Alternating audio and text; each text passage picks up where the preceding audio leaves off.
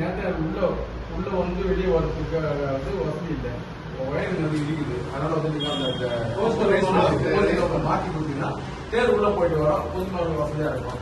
இடிக்கு அது ஆகஸ்ட் மாதம் ரோடு போட்டு ரோடு உயரமானதால கம்பெல்லாம் வந்து சின்னதாகி தேர் வரும்போது கம்பெல்லாம் இடிக்குது.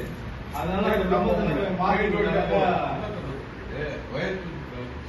ஏதாவது என்ன செய்யணும்?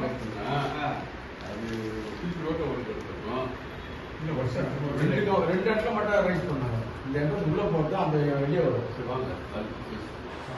அதே மாதிரி அந்த இடத்துல நேற்று மூணுல வந்து இந்த